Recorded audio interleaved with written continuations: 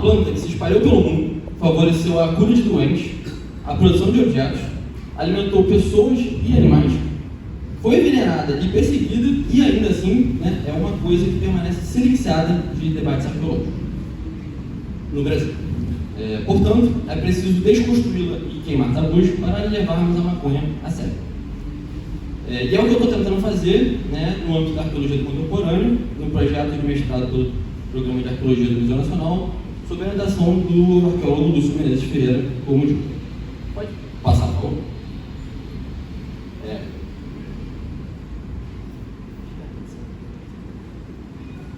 Pode passar aqui, por favor, eu me conto. Hoje, provocaria a arqueologia a pensar a maconha como cultura material, analisando o costume de fumar. O título da fala é referência a um artigo de Daniel Miller, Consumo como Cultura Material, onde analisa a experiência de fumar maconha a partir da teoria da cultura material e da arqueologia do costume. Abordagem ainda em desenvolvimento, que é orientada pelo antimétodo, do Paul Feyerabend, e costura, materialismo histórico, etnografia arqueológica e a fenomenologia. E utilizarei o termo trecos para falar de objetos em referência a milho.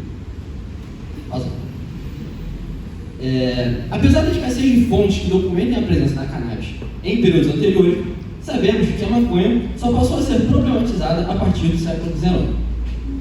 O mito do fumo de Angola, que associa a difusão da planta para as Américas à diáspora africana, foi utilizado para proibir o pito do pango no Rio de Janeiro em 1830, através de uma postura da Câmara Municipal. Posteriormente, esse mito foi reforçado e reelaborado no período do Estado Novo, associando a maconha à loucura e à violência e consolidando a ideologia que deu sentidos negativos à planta. A contradição desse processo é que o mito do fumo de Angola também embasou os movimentos que reagiram à proibição na segunda metade do século XX, criticando a ideologia proibicionista como fruto do racismo e como herança do sistema escravista. Jorge Souza discute que a proibição da cannabis está ligada ao amplo e complexo fenômeno conhecido como proibicionismo. De maneira conceitual, o proibicionismo se trata de uma doutrina que funde a economia, a ideologia e o humanismo em ações regulatórias proibitivas através do sistema penal. Passa, por favor. Em 1830, a Câmara Municipal do Rio de Janeiro penalizou a venda e uso do pito do pango e, de acordo com Jorge Emanuel Luz de Souza, esse era o termo mais usado na documentação referente ao Rio no século XIX. Ele aprofunda que a expressão é uma fusão de palavras derivadas das culturas indígenas e africanas, pito e pango, respectivamente, e que é encontrada apenas no Rio, significando cannabis para fumar. O historiador afirma que a globalização de um repertório de técnicas de consumo e saberes ligados à cannabis, como o fumo, se deve aos africanos. Entretanto, diferentes tradições de fumo seguiram a planta na travessia do Atlântico, trazendo contribuições de diferentes sociedades da Ásia, da Europa e da África. Então, conforme o historiador, foi sobre essa base, historicamente multiétnica, que se desenvolveu no Rio de Janeiro uma cultura da cannabis nas primeiras décadas do 800. Passa, por favor. A cultura canábica, conforme conceituado pelo antropólogo Marcos Berisson, circunscreve hábitos, termos, normas, estratégias e conhecimentos que são aprendidos ao se relacionar intencionalmente com a cannabis de diferentes maneiras. A categoria contempla também o que está circunscrito no costume de fumar, sendo esse apenas um fio dessa rede. Com o termo cultura material canábica, amparado por Miller e Latour, enfatizo que esses costumes, linguagens e epistemologias, além de serem tecidos a partir de um fenômeno específico, a maconha, e uma ampla rede de associações, são construídos em fruição com uma profusão de trecos, conhecimentos, fluxos vitais, técnicas e, claro, condições contextuais. Entretanto, devido à proibição da planta, a cultura material canábica é construída e atualizada em contradição ao proibicionismo complementar.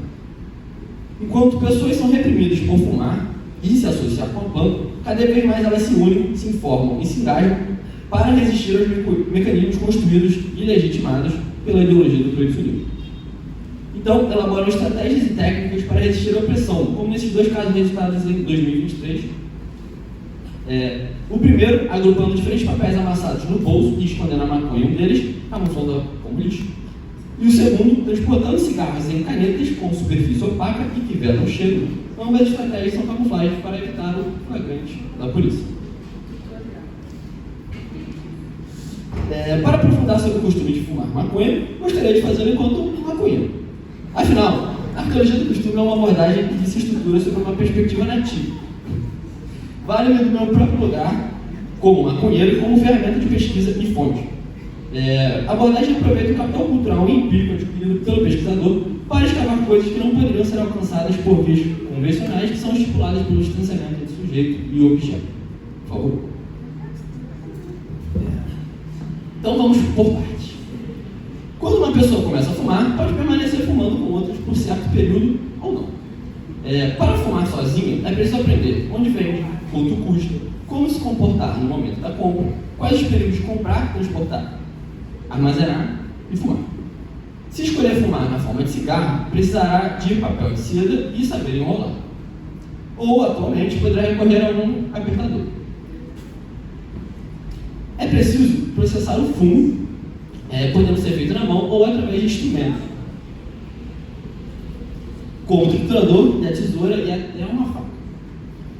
A seda é um papel produzido para fumar, mas é possível que observar cigarros enrolados com outros trefos, como o papel do saco de pão, a palha de milho ou o guardanapo. Esse possui, inclusive, uma categoria nativa, que é o sedanato. Alguns fumadores escolhem outras parafernálias para completar o cigarro, como piteira para esfriar a fumaça e proteger o cheiro da mão, ou filtro, que tem as mesmas funções, além de também reter substâncias de combustão. Essas parafernálias variam em forma e natureza e, claro, consequentemente, em propriedade. Vale lembrar que muitos fumadores antigos não utilizam desses trecos, o que nos provoca a refletir sobre as genealogias de formas e estilos do fumar. E, se fumar em coletividade, precisará saber das regras da roda de fumo. Algumas são quase universais, como a lei do duende, que é formalizada pela expressão popular estipulando que quem aperta acende. Ou a rejeição ao maconheiro palestrinha, não de cola, aquele que transforma um cigarro em microfone, que é quando uma pessoa fala muito e fuma muito sem passar, ganhando status de palestrinha e o baseado no microfone. Entre essas regras, o ritmo da roda de fumo pode ser definido previamente. Por exemplo, quando dizem rola da 3 ou dá 3 pegas e passa, diz respeito ao número de tragadas estipuladas para cada integrante da roda de fumo. Isso é mais frequente quando há pouco fumo em relação à quantidade de pessoas, criando um ritmo objetivo para que nenhum palestrinha fume sozinho.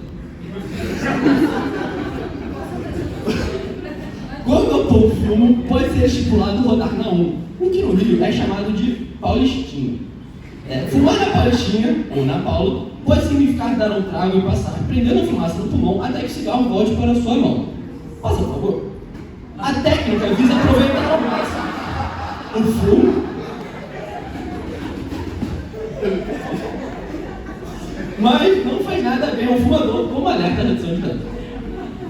Uma curiosidade sobre o costume de rodar na 1 é que em São Paulo chama essa técnica de carioca ou carica.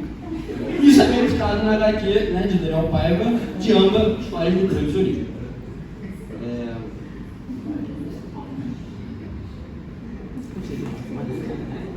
Ao fumar com frequência, passa-se a descobrir pessoas que fumam e não assumem. Começa a se relacionar com mais pessoas que fumam e talvez até diminua o número de pessoas não fumantes aqui se associam. As relações estabelecidas com paisagens ganham novos sentidos, tendo cada lugar suas particularidades quanto ao fumar. No Rio, é crucial conhecê-las, já que muitas áreas são dominadas por milícias, e aí o cuidado deve ser dobrado. As particularidades contextuais também se enraizam no fumo em si. Pode passar, por favor? Por exemplo, o costume de fumar balão é uma prática comum em bairros periféricos, podendo ser elemento de identidade de alguns coletivos. O balão é um tipo curioso, que utiliza-se de um cigarro industrial de tabaco de base, onde a seda é enrolada. Então, o fumo de maconha é depositado acima do cigarro, e o ato de fumar balão é o ato de fumar cigarro de maconha enrolado em cigarro industrial, que é um trapo só, batizado de balão. Passa, por favor. No Parque de Madureira, lugar escolhido para desenvolver o estudo de caso, registrei o vestígio do costume. Ao sentar-me ao lado da pista de skate para fumar, em um ponto certo da passagem de pessoas, avistei o resto de um balão descartado no gramado. Passa, por favor. Esse vestígio, além de permitir mapear a presença do costume no parque, contava que era possível fumar balão sem fumar o cigarro depois. E por falar em identidade, a pessoa começará a se reconhecer como maconheira, maconhista ou canabista. Nossa, por favor. Passará a pesquisar sobre a maconha e se apropriar das lutas que envolvem a planta. Poderá participar até da marcha da maconha ou do bloco carnavalesco Planta na Mente. Passará a consumir outro tipo de coisa, outro capital cultural, e participará das dinâmicas que tecem a cultura canábica carioca. Nossa, por favor. A escolha consciente de incorporar o hábito de fumar maconha ao seu costume cotidiano, um ato de desobediência civil, fez com que participasse inconscientemente de uma rede social ampla e contraditória tecida a partir da cannabis e do fenômeno do proibicionismo, que é a cultura canábica.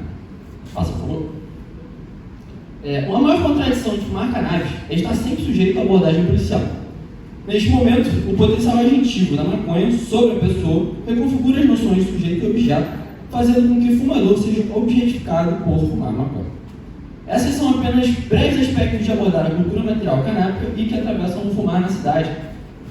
Tal costume, mesmo que proibido há mais de um século, continua a existir e resistir. Infelizmente o tempo foi curto, mas creio ter sido suficiente para abrir caminhos. Obrigado.